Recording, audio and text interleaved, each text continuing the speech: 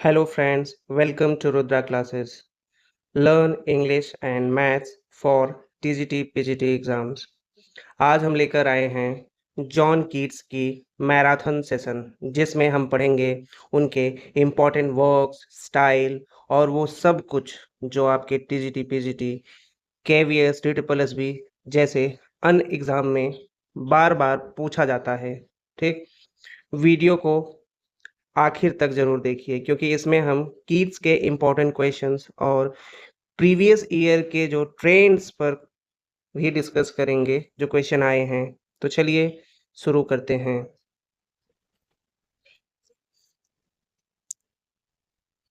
John Keats की life की summary. John Keats का जन्म जो है मूरगेट लंदन में हुआ था, जो अब फिन्सबरी के नाम से जाना जाता है। डेट ऑफ बर्थ 31 अक्टूबर 1795 था और डेथ की बात की जाए तो 23 फरवरी 1821 रोम में। तब उनकी उम्र जो है सिर्फ 25 ईयर्स और 4 मंथ की थी। यही इनका जीवन काल था। इनको दफनाया गया था प्रोटेस्टेंट सेमेट्री रोम में। पेरेंट्स थॉमस कीट्स जो एक स्टेबल कीपर थे। माँ का नाम था फ्रांसिस कीट्स। शिक्षा जॉन क्लैर्क स्कूल इनफील्ड से पढ़ाई की थी। बाद में गाइज हॉस्पिटल लंदन में मेडिकल स्टडीज की।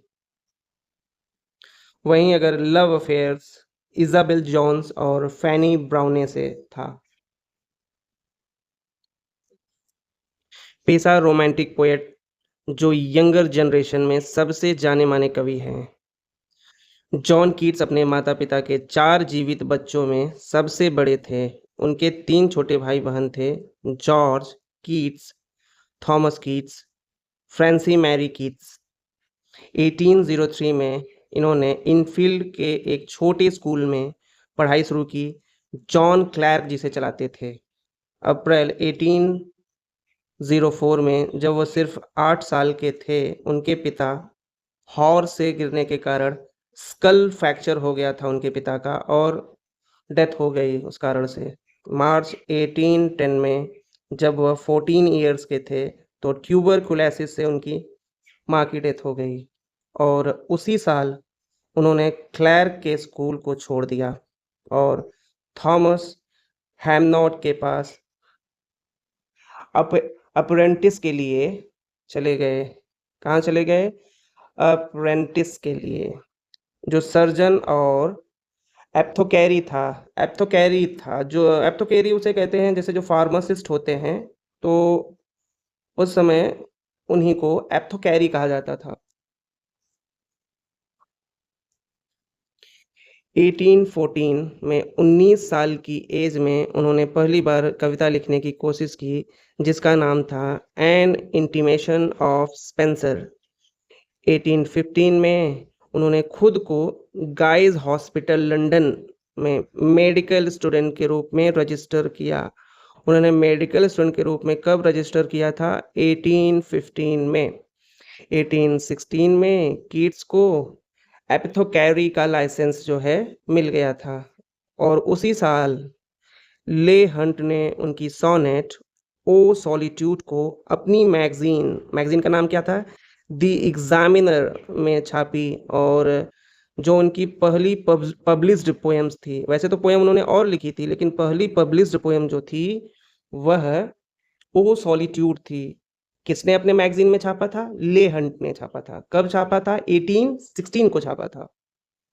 अब 1817 में उनकी पहली पोएट्री कलेक्शन पोएम्स आई जिसमें प्रसिद्ध कविताएं थी stood tiptoe, sleep and poetry on a first looking into Chapman's Homer शामिल थी। अप्रैल 1818 में उनकी कविता एंडमियन टेलर और हैसी ने प्रकाशित की थी। अप्रैल 1818 में उनकी कविताएं जो थी वो एंडमियन टेलर और हैसी ने प्रकाशित की थी और उसी साल सितंबर में उन्होंने फैनी ब्राउने से मुलाकात की। उसी साल यानी कब 1818 सितंबर में ही उन्होंने फैनी ब्राउने से मुलाकात की। 1 दिसंबर 1818 को उनके छोटे भाई टॉम कीट्स ट्यूबरकुलोसिस की वजह से डेथ हो गई। ये जो ट्यूबरकुलोसिस डिजीज थी, यह उनके पूरी जनरेशन को खा गई। एक तरह से जेनेटिक डिजीज थी ये उनकी। 1819 उनका सबसे बड़ा साल था, जिसमें उन्होंने कई महान ऑड्स लिखे, जैसे ode on a Grecian urn, ode on a indolence, ode on a melancholy, ode to a nightingale, ode to Psyche, ode to autumn. Ode to autumn जो थी उनकी यह आखिरी ओड थी। 1819 में उन्होंने the Eve of Saint Agnes लिखी थी। 1819 में उन्होंने क्या लिखी थी? The Eve of Saint Agnes. और ला बेले डैम सा मैटरिस, ला बेले डैम सा मैरसिस, ला बेले डैम सा मैरसिस, हाइपेरियन, लैमिया। एक नाटक और था, ऑथो द ग्रेट लिखा, जो आलोचकों ने बुरा माना और 1915 तक प्रकाशित नहीं हुआ था। ये 25 दिसंबर 1819 को फैनी ब्राउनी के साथ इनकी एंगेजमेंट हो गई।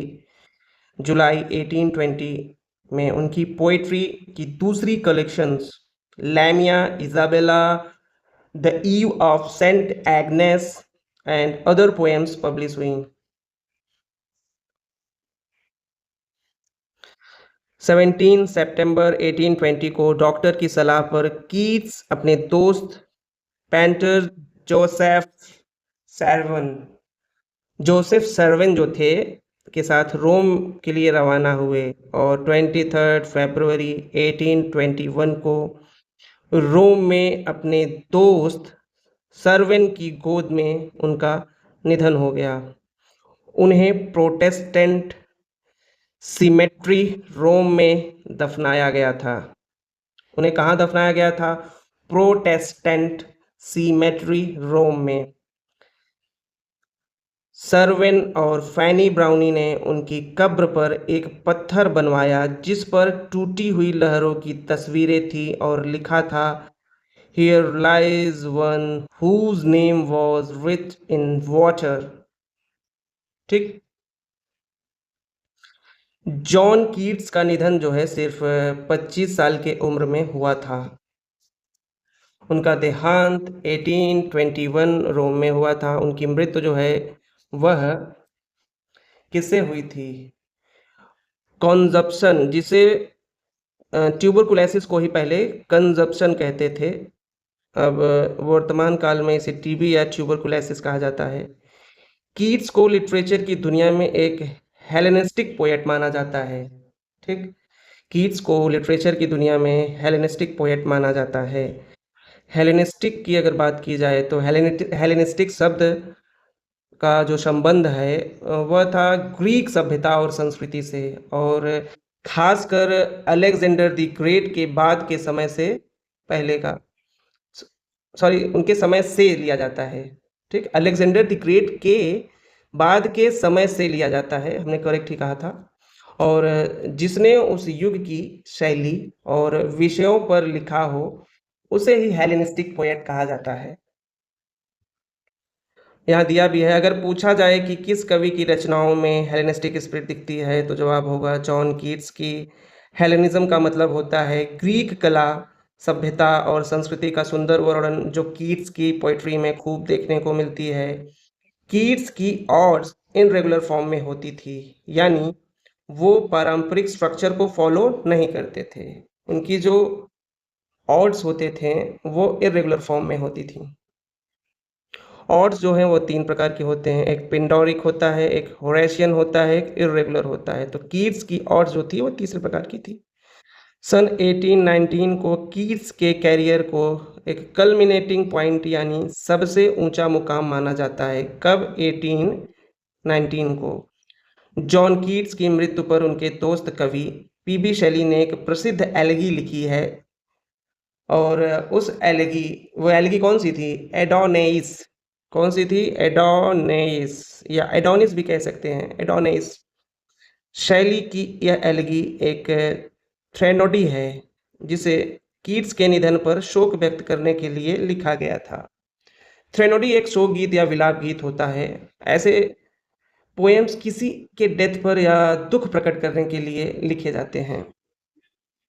कीट्स की थर्ड वॉल्यूम ऑफ पोएट्री में हाइपेरियन जैसे महान रचना शामिल थी।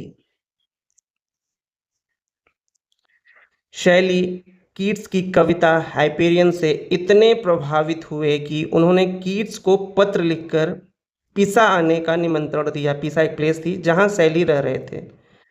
जब पोइट्री में पिक्टोरियल क्वालिटी यानी चित्रों जैसा अनुभव करवाने की बात आती है तो सबसे पहले नाम आता है जॉन कीट्स का। पिक्टोरियल क्वालिटी होती थी इनके क्रिएशंस में। कीट्स का पहला मेजर काम था on a first looking into Chapman's Homer, जो उनके लिटरेरी कैरियर की एक शानदार शुरुआत थी। उनके आखिरी काम माना जाता है, उनका आखिरी काम क्या था? वो था ब्राइट स्टार, जो उनकी भावनाओं से भरी आखिरी रचना थी। कीट्स ने अपनी एक ऑड टू अपोलो के फर्स्ट स्टेंजा को बाद में हटाया था। ये भी एक रोचक लिटरेरी फैक्ट है। कीट्स ने अपनी एक ऑड टू अपोलो की फर्स्ट स्टेंजा को हटाया था। एक लेटर में कीट्स ने शैली को लिखा है, क्या लिखा था? You, I am sure, will forgive me for sincerely remarking that you might curb your magnanimity and be more of an artist and load every rift of your subject with और। इस लाइन से उनकी poetry और artist approach की गहराई झलकती है। ठीक। यहाँ अगर कर्व की बात की जाए तो कर्व का मतलब होता है नियंत्रण करना। ठीक। और मैग्निमिटी एक उदारता होता है, इसका मतलब मैग्निमिटी उदारता। अगर इस पूरे कोटेशन के अर्थ की बात की जाए कि उन्होंने उस लेटर में शैली को क्या कहा था, तो वो कहना चाह रहे थे कि यहाँ मुझे पूरा विश्वास है कि आप मुझे क्षमा करेंगे यदि मैं ईमानदारी से यह टिप्पणी करूं कि आपको अपनी उदारता पर थोड़ा नियंत्रण रखना चाहिए, एक कलाकार की तरह अधिक होना चाहिए तथा अपने विषयों की हर दरारों को एक मूल्यवान तत्वों यहाँ दिया है ना कि और मूल्यवान तत्वों यानी विचार, आप कह सकते हैं विचारों से भर देना चाहिए।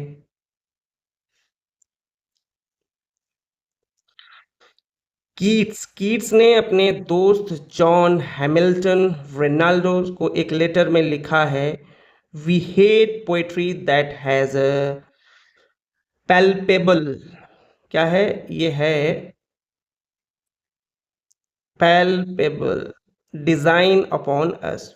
We hate poetry that has a palpable design upon us, यानी जो कविता जबरदस्ती कुछ सिखाने आए वो दिल को नहीं छूती है। उन्होंने कहा, poetry should surprise by a fine excess, poetry should surprise by a fine excess. और ये भी कहा, if poetry comes not as naturally as the leaves to a tree it had better not come at all. मतलब कविता अगर प्राकृतिक तरीके से नहीं आती है जैसे पेड़ पर पत्ते, तो उसका कोई मतलब नहीं है। कीट्स कहते हैं, अ poet is the most unpoetical of anything in existence because he has no identity. He is continually in for and filling some other body. यानी सच्चा कवि खुद को भूलकर दूसरों की आत्मा में उतर जाता है। दिसंबर 1817 को कीट्स ने अपने भाई जॉर्ज और टॉम को एक लेटर लिखा था जिसमें उन्होंने एक बहुत ही गहरी बात कही थी।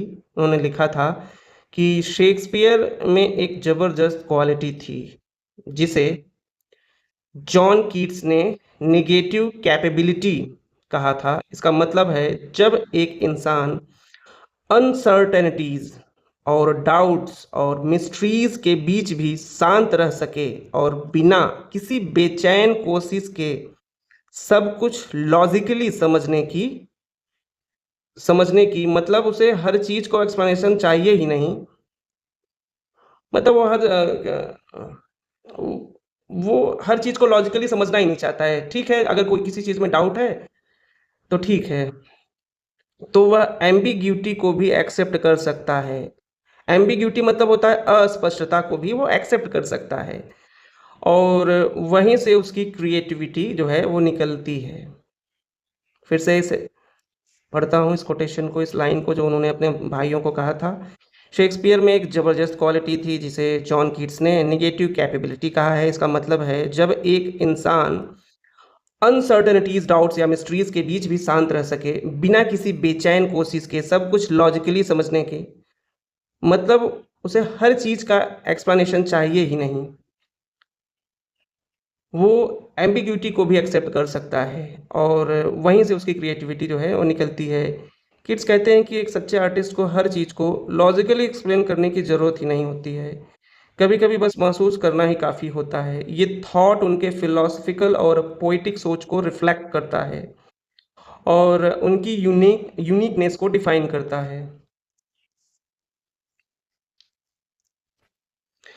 अपनी प्री फैनी को लिखे हैं एक लेटर में कीट्स ने, if I should die I have left no immortal work behind me, nothing to make my friends proud of my memory, but I have loved the principle of beauty in all things. And if I had a time, I would have made myself remembered.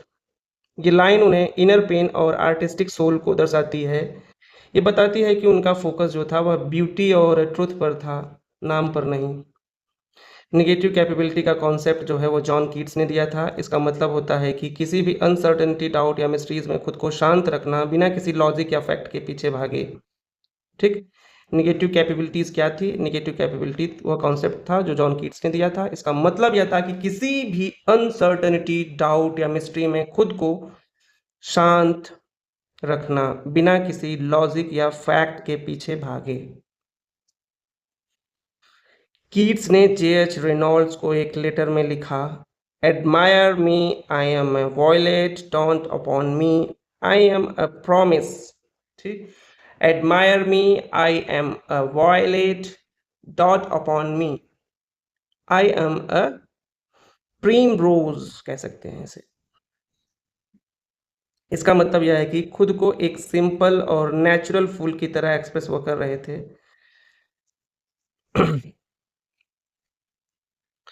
I cannot see what flowers are at my feet. ये line ली गई है ode to nightingale से, जहाँ poet deep imagination की state में है। Pillowed upon my fair love's ripening breast to feel for ever its soft fall and swell. ये लाइन कीट्स की पोएम ब्राइट स्टार से ली गई है, एक इटर्नल लव का एक्सप्रेशन है। Heard melodious are a sweet, but those unheard are a sweeter। ये popular line ode on a Grecian urn से है, जहाँ इमेजिनेशन की ब्यूटी को ज़्यादा इम्पैक्टफुल माना गया है। Beauty is a truth, beauty is a truth and truth beauty, that is all. ये known on ये know on earth and all ये नीड टू नो। ये भी ऑड ऑन अग्रेशन की फिलोसफिकल लाइन है, जहाँ ब्यूटी और ट्रुथ को एक जैसा माना गया है। डू आई वेक और स्लीप, ये सवाल कीट्स ने और टू नाइटिंगेल के अंत में खुद से किया है। ड्रीम और रियलिटी के बीच कंफ्यूजन को दर्शाता है। My heart aches and a drowsy numbness pains, ये भी ऑड्स टू नाइटिंगेल की शुरुआती पंक्तियां हैं, जहाँ कीट्स जो है डीप इमोशनल पेन में है। It is the eternal law that first in a beauty should be the first in a might. ये लाइन हाइपेरियन विजन से ली गई है, जहाँ ब्यूटी और पावर को आपस में जोड़ा गया है। A think of beauty is a joy for ever, its a loveliness increase it will never pass into nothingness. ये इमोर्टल लाइन इंडिमियन से ली गई है। ब्यूटी को हमेशा के लिए खुशियाँ देने वाला बताया गया है। इंडिमियन एक लंबी रोमांटिक पोयम है जो जॉन कीट्स ने लिखी थी। इसमें इमेजिनेशंस और ब्यूटी की जर्नी को एक्सप्लोर किया गया है। एंडमियन का बेस एक ग्रीक मिथ पर है। एक यंग शेफर्ड की कहानी है जो मून गॉडेस से प्यार करता है। कीट्स ने एंडमियन को खुद feverish attempt rather than a deed accomplished कहा, यानी वो खुद इस वर्क से पूरी तरह से सेटिस्फाइड नहीं थे। ठीक, कीट्स ने एंडमियन को क्या कहा था खुद? Feverish attempt rather than a deed accomplished, यानी वो खुद इस वर्क से पूरी तरह से सेटिस्फाइड नहीं थे। कीट्स कीट्स के कई वर्क्स उस टाइम के क्रिटिकल मैगजीन्स जैसे ब्लैकवुड्स मैगजीन और दी क्वार्टरली रिव्यू के काफ़ी हार्शली क्रिटिसाइज किया गया था। मैथ्यू आर्नोल्ड ने कहा था, Keats had flint and iron in him, मतलब कीट्स के अंदर ग्रिट और स्ट्रेंथ थी जो उनकी पोइट्री में भी नजर आती है। मैथ्यू आर्नोल्ड ने ही कहा था कि Keats he is with A Shakespeare, मतलब उन्होंने कीट्स को शेक्सपियर के लेवल का महान पोएट माना था। मैथ्यू आर्नोल्ड ने शेली ने कीट्स को ग्रीक कहा क्योंकि उनकी पोइट्री ग्रीक कल्चर और ब्यूटी से डीपली इंस्पायर्ड थी। शैली ने उन्हें one of the inheritors of unfulfilled renown कहा, यानी एक ऐसा पोएट जिनकी फेम उन्हें लाइफ टाइम में पूरी तरह न मिल सकी। मैथ्यू आर्नोल्ड कहते हैं, Keats as a poet is abundantly and enchantingly sensuous. उनकी पोइट्री फीलिंग्स और सेंसेस से भरपूर है। कीट्स की poem La Belle Dame sans Merci एक ब्लाड है जिसमें मिस्ट्री और ट्रेजिक लव के ब्लेंड दिखने को मिलते हैं। कीट्स ने अपने भाई जॉर्ज को लिखा, I think I shall be among the English poets after my death, मतलब उन्हें अपनी इमॉर्टलिटी पोइट्री के जरिए फील होती थी। मतलब famous famous novelist F Scott Fitzgerald ने कीट्स की पोइट्री से इंस्पायर होकर अपने नोवेल का नाम टेंडर इज़ द नाइट रखा। ये line ode to a nightingale से ली गई है। देखिए, अगर प्रोनंसिएशन में अगर कोई गलती हो तो उसको थोड़ा अवॉइड करिएगा। मेरा बस यही उद्देश्य है कि इंग्लिश लिटरेचर को सरल और भावपूर्ण तरीके से सीखा जा सके। जैसे मेरे जैसे जो छोटे शहर से हैं और उनके लिए एक अच्छा माध्यम रहेगा ये। तो चलिए आगे बढ़ते हैं। कीट्स की पोइट्री से इंस्पायर होकर अपने नोवेल का नाम टेंडर इज़ द नाइट रखा और ये line ode to a nightingale से ली गई है। कीट्स ने सोनेट लिखने के लिए इटालियन फॉर्म अडॉप्ट किया जो उनके पोइटिक एक्सप्रेशंस को और भी एलिगेंट बनाता है।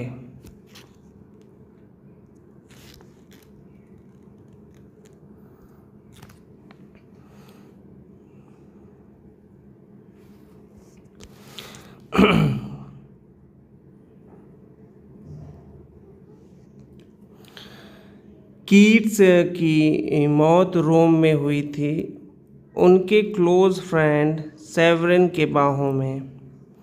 कीट्स का एक ऑड जो अधूरा रह गया था, उसका टाइटल है ode to Maya.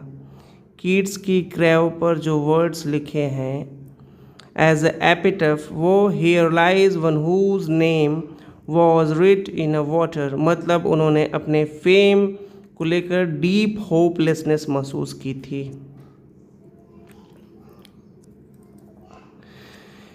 Isabella. Isabella poem एक और नाम है द पॉट ऑफ बैसिल, जो इसका दूसरा वेल नोन टाइटल है। इज़ाबेल की कहानी ली गई है बोक्काशियो डेकामेरॉन से, एक इटालियन लिटरेरी क्लासिक था। कीट्स की फेमस नरेटिव पोएम लैमिया बेस्ड थी एनाटॉमी ऑफ मेलनकोली पर, जिसमें साइकोलॉजिकल और सुपरनेचुरल ब्लेंड देखने को मिलता है। ये क्वेश्चंस रिपीट हो रहे हैं।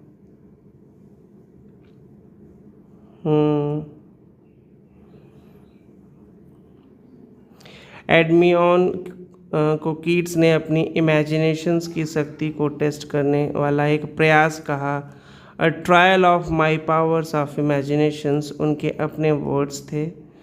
जॉन विल्सन क्रूकर ने द क्वार्टरली रिव्यू अप्रैल 1818 में एंडोमियन पर काफ़ी हार्श रिव्यू लिखा, जिससे कीट्स मेंटली काफ़ी हर्ट हुए थे।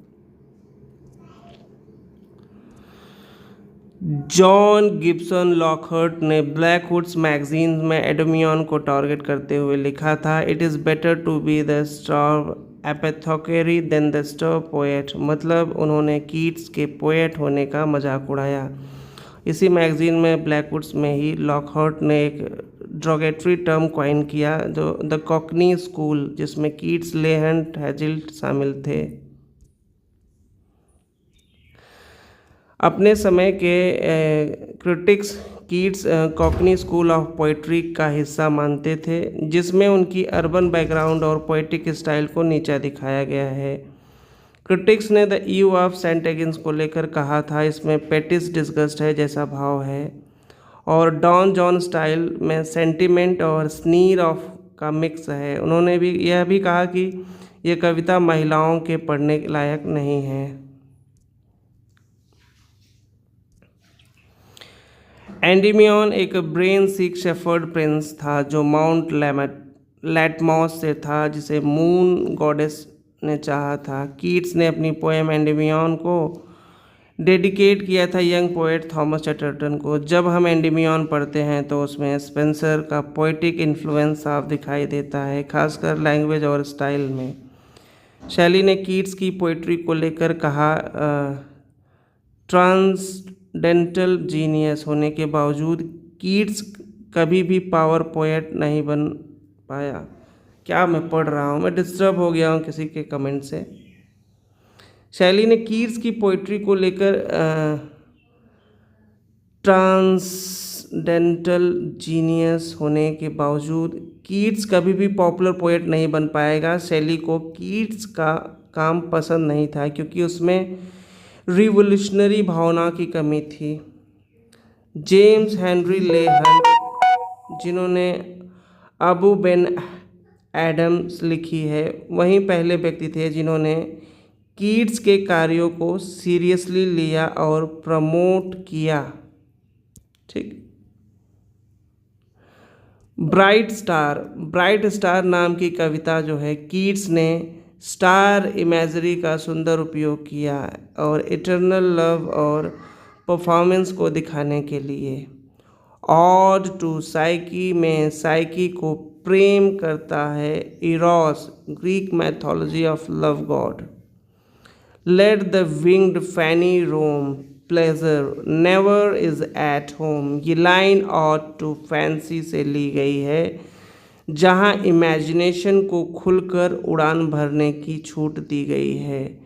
शेक्सपियर से पहले के समय में एंडीमियन नाम का जॉन लिली ने लिखा था एक क्रिएशन। गिलबर्ट एडर ने एक लंबा आर्टिकल लिखा था, on a first looking into Chapman's Homer नाम था।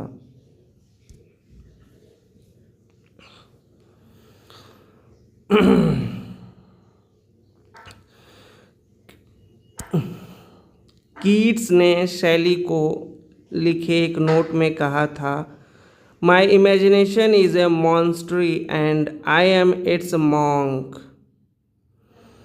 महान कवि टी.एस. इलियट ने कहा था, कीट्स के एक पत्र अंग्रेजी साहित्य के सबसे महत्वपूर्ण उल्लेखनीय पत्र हैं। तो ये था जॉन कीट्स का कंप्लीट मैराथन एक ही सेशन में। तो फ्रेंड, अभी हम यूपी पीजीटी के 17 राइटर्स को वन शॉट मैराथन सीरीज़ में कवर कर रहे हैं। आगे इसी सीरीज़ के कंप्लीट होने के बाद सभी राइटर्स के वर्क्स पर इंडिविजुअली डिस्कस करेंगे। तो उम्मीद करते हैं यह वीडियो आपके एग्ज़ाम में बहुत काम आएगा। और वीडियो अगर पसंद आया हो तो वीडियो को लाइक करें, चैनल को सब्सक्राइब करें। ठीक है दोस्तों, बाय।